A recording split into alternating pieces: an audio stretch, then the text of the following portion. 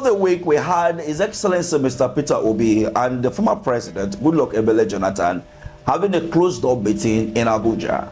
You know that a meeting between Jonathan and Peter Obi will always spark reactions. And for that reason, a lot of conversation as regards to what could be the detail of that meeting, what would be the issues that they have been discussing, behind closed doors. There have been pressure over the weeks, months now, for Peter Obi to step aside, either for Atiku or for Jonathan. The camp of Jonathan maintained that Peter Obi have to step aside for Jonathan to come in and do one term and pave way for another candidate. The Atiku camp said, if you don't have power, there is no need to talk about sharing.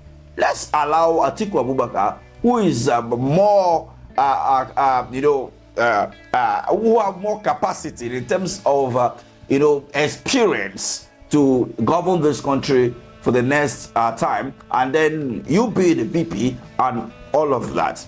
Now, before I go further, listen to what Kenneth Okonkwo said. Then I will remind you exactly what Dino Melaye said in 2022 during the Atiku declaration in ICC Abuja. So that it will attract other aspirants. And when they come into primary, whoever wins, they will be the support base that he would have from all the zones that will help him to win the general election. Winning the primary election does not make you president. The most important thing is the general election. You see, Kenneth Okonkwo said, whoever emerge as the winner of the primaries, we will support. The person will have the support base of the ADC and all of that. The same statement was made by Nyesom Wike and all the PDP people. What happened? Did they get the support base? No. Wike went his way, right? And during the Atiku declaration in Abuja, Dino Melaye said something.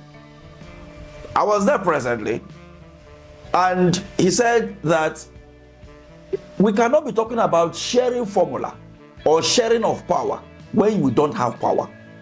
The power is in the hands of the APC. So we have to get the power first before we talk about sharing. So the issue of zoning power to the south shouldn't be our conversation right now. Let us have the power first. Then we can talk about zoning later. You see, were they able to get the power? No. The most reasonable thing to do was just for them to queue behind a southern candidate. If Nyesom Wike or Peter Obi was to be the candidate of PDP in that election against Jagaban, I can bet you that Jagaban will not be the president of Nigeria as of today, especially if it happened to be Peter Obi. But unfortunately, they went on the route of, dollarizing the primaries, of which Peter Obi himself said, he's not going to give person money to come and vote him. If you believe in my ideologies, if you believe in the project that I have and I've presented to you, vote. But if you don't believe in it, then leave it. It's not by force. Right? And this issue of zoning, it was PDP that orchestrated that thing in the early, when democracy returned in 1999. And it was just for the fact that they said, okay, because of federal character and all of that, let power go around the whole zones. But the power has always been from the north to the south. And when it comes from the north to the south, it is either a southwesterner or a northwesterner. It has never gone to the southeast, neither, okay, we have had south-south, but we have never had a northeastern president. Then we have not had any middle belt or north central, as the case may be. So come to think about it, 2023, or even when they were even calculating all of this, they would have specifically put it out there, even in the constitution or in their own constitution in the party, that when the power go to the south, in the south it will go to the southeast. When he goes to the north, it will go to the northeast. When he returns back to the south again, it is the south-southwest, to the south-south, and it will go round like that. And if you said, okay, power go to the south, then let the south-south, the southeast, and the southwest, let them compete for it, right? And then when they go to the north, let the northwest, the northeast, and then north central, let them compete for it. You all know this thing. If we are to work by numbers and population, some of those people will still be marginalized. So we should narrow it down to every region. But if that is not the case, of which personally I have been advocating for the best candidate. It shouldn't be an issue of zoning. Let the best candidate win. But when you have a country where we have over 40 local governments from one northern state, and you have 23 local governments from a southeastern state, how do you even expect someone from the southeast to beat the person from the north? But this all boils down to the fact that we as a nation and political parties and organizations in Nigeria lack ideology.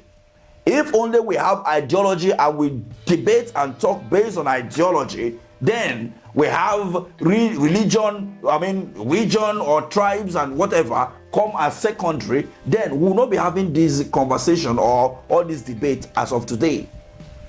But just because all we care about is which tribe, which region is time for to become the president or to become the governor and all of that. No personal reason. I made it clear that Labour Party as our base.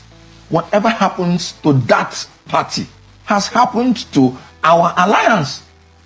Why? That is just it. He's not a member. He's not. Well, we don't know. Well, he's a member by word. He's a member by word of mouth of the ADC. Of the ADC. Good. Well, so we would think that your alliance will continue with him in the ADC. I have told you that whoever wins the election of ADC in the presidential primary, I will support.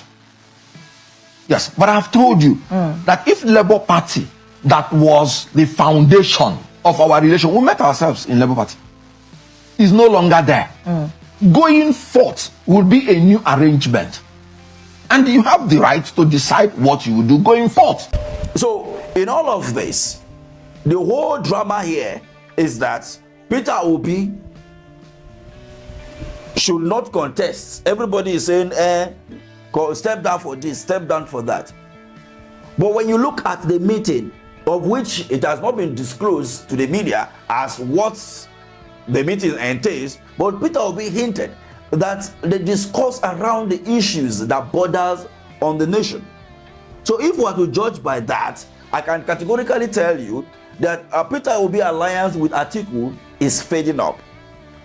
Possibly, judging by the reactions and the body language of some of the close allies to Peter Obi, one can say that Peter Obi is trying as much as possible to make sure that he revive Labour Party, or he return to PDP, or he get a new political party, and then he run as a candidate there backed by Goodluck Ebele Jonathan. Yes.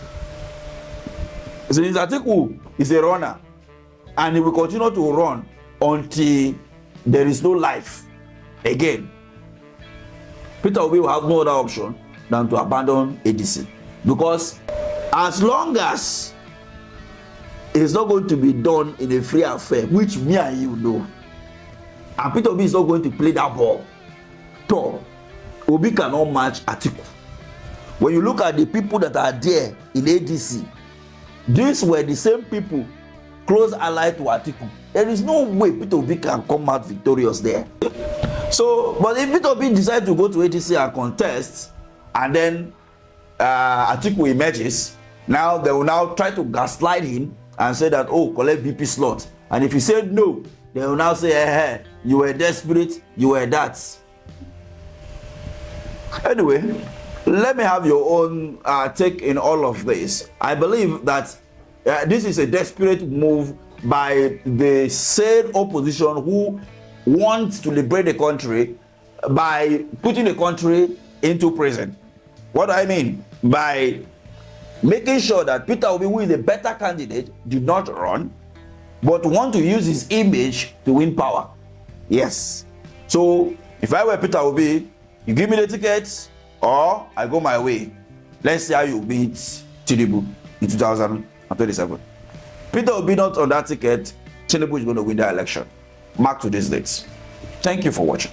Don't know what? There's no impasse between both of you. I don't have any personal problem with my brother Peter Obi. Nothing. Okay. No, nothing at all. No personal problem. Politically, I've told you my own strategy. What I think is a winning strategy. That's a different thing altogether.